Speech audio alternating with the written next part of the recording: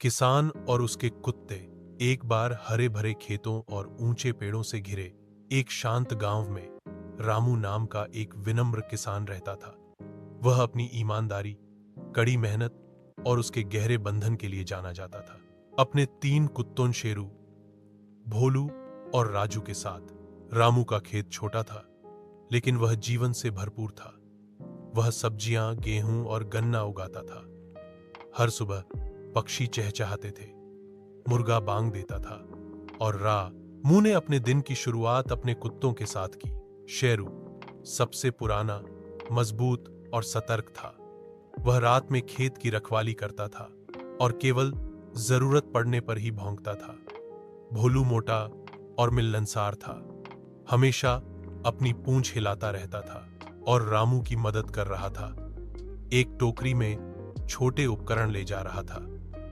राजू सबसे छोटा, ऊर्जा से भरपूर था। उसने बंदरों, पक्षियों को भगाया और यहां तक कि बकरियों को उनकी झोपड़ी में वापस लाने में भी मदद की। रामू ने कभी भी गरीबों के साथ बुरा व्यवहार नहीं किया। जानवरों की तरह ऑग्स, वे उसका परिवार थे। उसने उन्हें प्यार से खिलाया, उनसे धीरे से बात की और यहां तक कि उनके लिए अपनी झोपड़ी के बगल में एक आरामदायक आश्रय भी बनाया। एक गर्मी में चीजें मुश्किल हो गई। बारिश नहीं हुई सप्ताहों से और गांव के पास की नदी सूख गई। फसलें मुरझाने लगी और रामू चिंतित हो गया। अगर बारिश जल्द ही नहीं आई, उसने एक शाम अपने कुत्तों से कहा, तो हम फसल खो सकते हैं।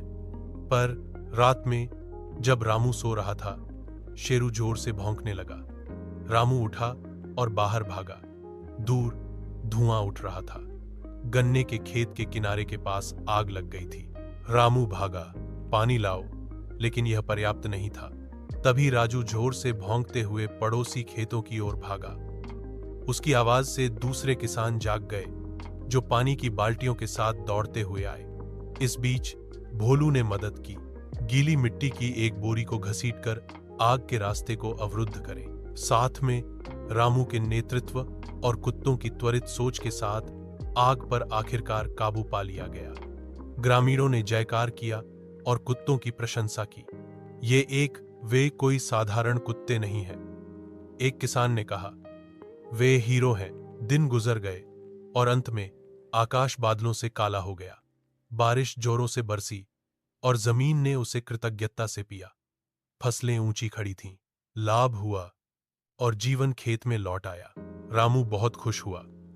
उसने अपने कुत्तों के लिए उबले अंडे, दूध और मांस का भोज तैयार किया। उसने हर एक को गले लगाया और कहा, तुमने मेरे खेत, मेरा जीवन बचाया। तुम मेरे सच्चे दोस्त हो। समाप्त होता है।